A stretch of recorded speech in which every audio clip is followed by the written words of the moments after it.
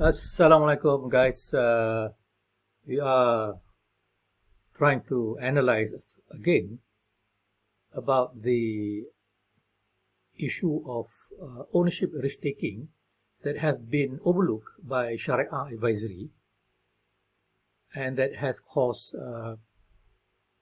quite a lot of issues related to the legality of the profit generated in Islamic banking. Because once banks uses the sale contract, to do their business, wherein they will be able to create profit from the respective product offering. So this profit should be considered to be lawful profit, because it is not based on riba, but it is based on al-bay'. And in al-bay' we can very clearly see that the pillar of the contract in al-bay' require the merchant or the trader or the bank to hold ownership of the asset before selling it to the buyer or to the customer. So if the murabaha is a credit murabaha, where the customer will buy the asset with payment made on deferment, then the risk-taking would need to be explained, because there are two situations of risk-taking, which is the risk-taking involving the asset by the merchant, and then the risk-taking involving the sale of the asset to the customer based on deferred payment, where the risk associated with credit term is the financial risk or credit risk, whereas the risk associated with the purchase of asset from the supplier or from the vendor, that is related to ownership risk or business risk. And thus we would like to, further elaborate this matter by looking at the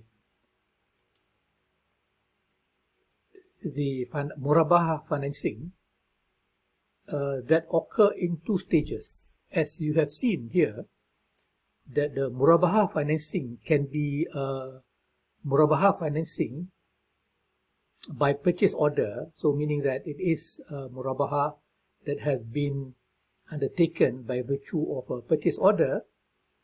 Once there is a purchase order, then the bank will begin to buy the asset from the supplier, right? So that is murabaha by purchase order or murabaha financing. So that MPO will require two stages of transaction, as shown here. That in stage one is when the bank will use deposit fund to purchase the asset from the supplier, from the vendor, where the bank will take ownership of the asset once the payment was made to the vendor. So that stage one is a sale and purchase transaction between the bank and the vendor, after which the bank will hold ownership of the asset to be later sold to the customer on credit basis. So when the bank buy the asset from the supplier, and the bank will hold ownership of the asset, which also imply that the bank hold ownership risk of the asset.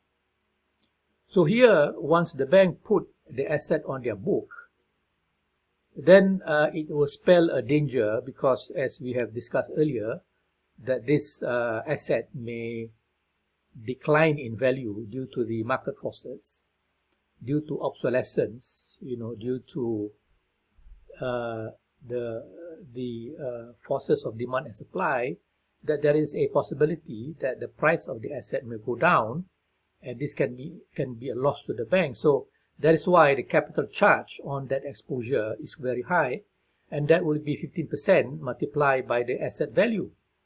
So we look at the basic indicator approach in market risk or in MPO, and we can see that the capital charge can be very high, and that is why today many Islamic banks do not conduct MPO, or if they were to conduct murabaha financing, it will be very costly to the bank, and many Islamic banks they forego stage 1.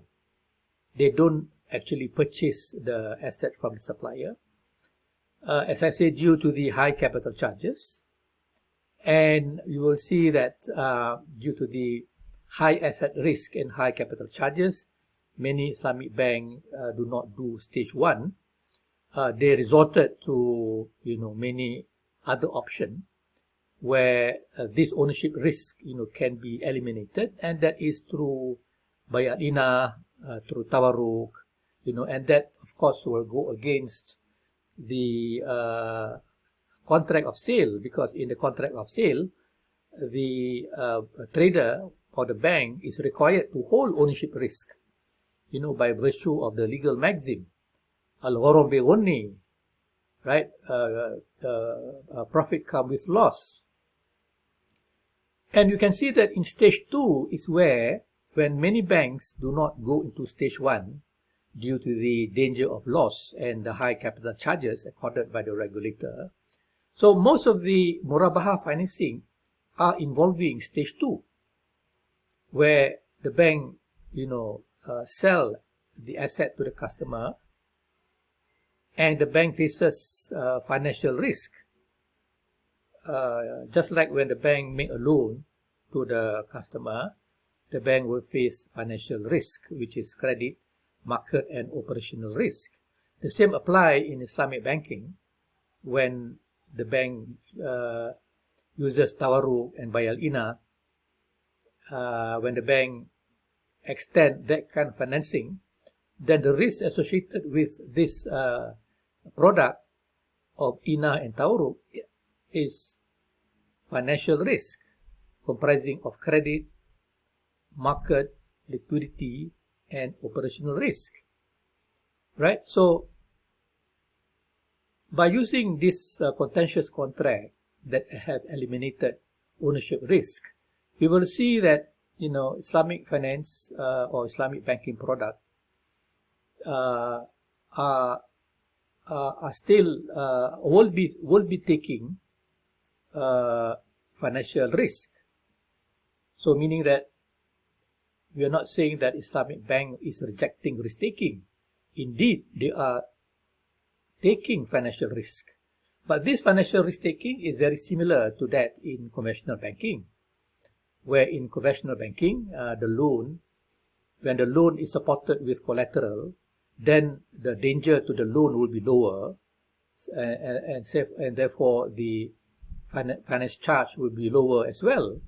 Or when the loan is given without collateral or it is unsecured, then it will pose danger to the bank, and the bank will charge higher interest rate on the loan. Likewise, in murabaha financing in stage 2, the financial risk, which is credit risk, is the dominant one, and this tawarruk financing is given away with collateral or without collateral. So the one with collateral is more safer, less risky, and thus the profit rate charge will be much lower compared to any of the tawarruk exposure without collateral, which means more risky to the bank, and this will this will mean more finance charge on the risky tawarruk. So in stage 2, the way how risk is charged to the product is very similar to the loan risk, as we see in conventional banking. So financial risk taking is taking place in Islamic banking, even though they are not facing ownership risk taking because they have eliminated stage 1. Stage 1 is not desired by banks, and so they essentially do murabaha financing in stage 2, where the financial risk faced by the bank are those related to credit risk or default risk, market risk, risk related to changes in the level of interest rate, and operational risk, right?